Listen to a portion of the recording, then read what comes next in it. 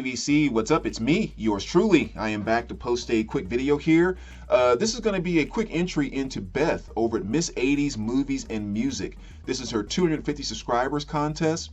Those of you that have been around the VC for a while might remember her under her last username of Red Rum. But yeah, she's back as Miss 80s Movies and Music, which could not define her any better, because without question, she is my sister from another mother when it comes to just the way that we connect on 80s movies and music and soundtracks and stuff like that. It's kind of scary, actually, as much as I feel that I get her. So I absolutely love her to death. Matter of fact, I'm wearing this right here. Those of you that remember the movie Over the Top, this was the hat that Sylvester Stallone was wearing in that, and of course it was a gift from Beth, because she knew it's something that I would just find.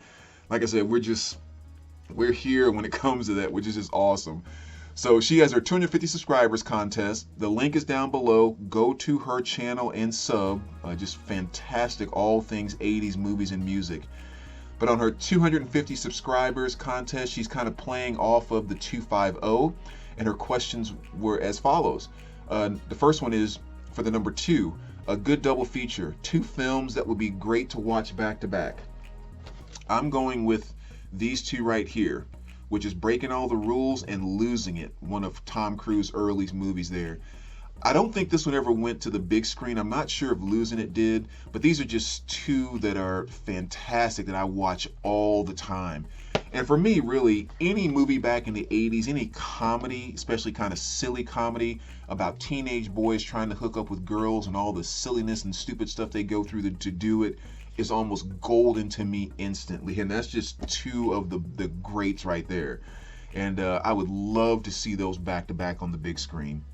The next question, playing off the number 5 albums or films that you cannot live without. This was kind of hard, so I cheated a bit, Beth. I just picked 5 that are absolutely great, but then I had to pick 5 80s soundtracks, kind of the 5 I couldn't live without too, just because it's you, Beth. I had to. So just when you talk about 5 just random albums that I could not live without, Billy Idol's Rebel Yell. I mean, you guys have heard me talk about that so much in the VC. I'm sure you're sick of it at this point in time. The greatest jazz album of all time, which is John Coltrane's Love Supreme. Another album that has just completely taken over in the past few years for me, which is Jason Isbell's Southeastern. Amazing, amazing album. If you haven't heard that, you have to check it out. Just as well as Bruce Springsteen's Western Stars. I mean, these two I just mentioned there are just both phenomenal. And of course, 1984's Houdini Escape, one of the best hip-hop albums of all time. Excuse me. So those are 5 albums I cannot live without, but more specifically 5 soundtracks, 80s soundtracks specifically. We got to go with Teen Wolf, gotta have it. Fantastic, fantastic. And Grease 2 would have been my absolute number 1, but since you already picked it, Beth, I decided not to use it here, but that would have been my number 1. So at number 2, we're putting it in place with Teen Wolf. Then you got to go with Streets of Fire, one of my absolute favorites there. And Conan the Barbarian. I mean, Basil Polidaris there, just fantastic score on that album. The 4th one, Better Off Dead. Again, just an absolute classic. Arrested by You, Rupert Hines, E.J. Daly on there. Just awesome, awesome stuff. And then Just One of the Guys. I can't even say the titles of those albums without just smiling ear to ear. That's just what makes the 80s so freaking amazing. So those would be my 5 80s soundtracks pick if I would have just went that route, but I cheated. And then for the 0, a band, song, album, or film that has a 0 in it somewhere, or title that has 0 in it somewhere. I decided to go with Public Enemy, It Takes a Nation and Millions to Hold Us Back, and I'm picking the song She Watched Channel Zero off of that.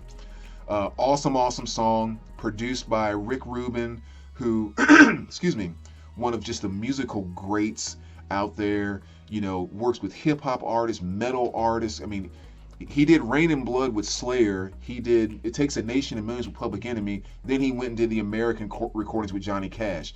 And that's not even talking about the other hundreds of amazing things he's done in between. The guy just knows great music. And She Watched Channel Zero, even kind of making that connection.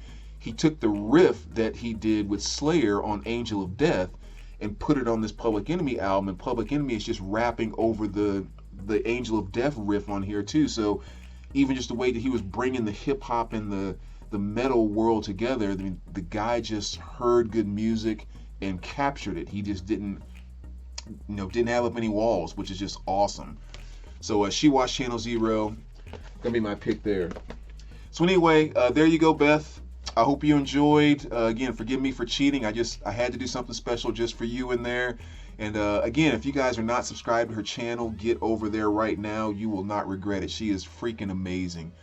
All right, so thanks for watching, guys. And as always, we will talk to you soon. All right, take care.